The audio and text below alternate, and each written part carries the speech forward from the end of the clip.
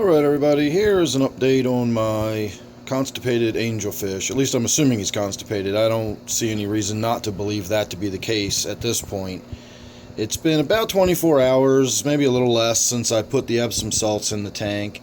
I am giving the whole tank an Epsom salts treatment rather than just putting him in a bath. I did that for reasons of reducing stress on the fish. It's not going to hurt anybody else for me to put a low dosage Epsom salts in the tank, which is what I did. About 1 teaspoon per gallon of water, and that's about all I'm comfortable with doing in this tank. And for all of those of you that keep asking me about this one particular tetra, yes, I believe that tetra right there has a swim bladder issue. It has been like that for probably about 2 years now, so it's just what it is. It just always swims like that.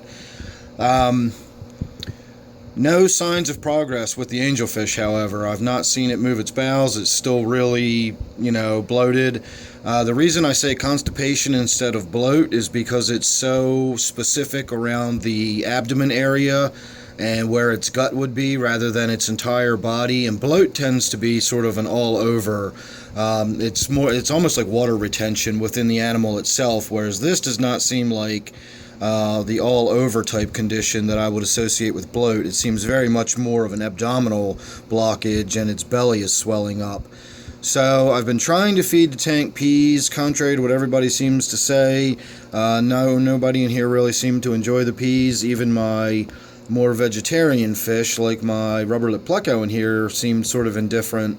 Oddly, my striped loaches in here, my zebra loaches, or striated bodia, whatever you want to call them, they seem to be the most interested in the peas out of anybody in the tank. The angelfish kind of like nibbled on them as they drifted past because, well, it's something in the water and fish just nibble on stuff that's in the water. But that was about the level of interest I got. So what I'm about to do is another water change. I'm going to do a fairly large one this time. I'm really going to bring the nitrates and the organics in the tank down significantly. I'm going to do about a 50% water change.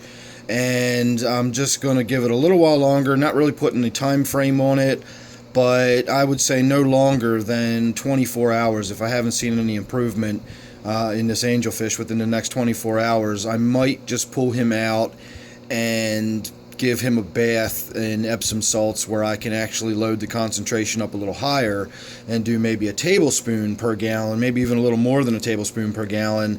I can leave him in there for about an hour and then put him back in the tank, and that higher concentration of salt bath might actually get things moving along.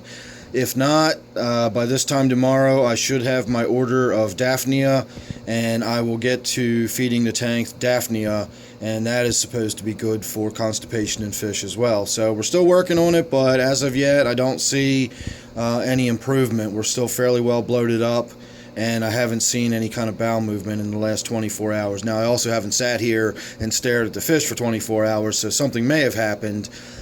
He doesn't look like he's getting any bigger. I don't think he's continuing to swell. I've kind of stopped feeding the tank for the most part.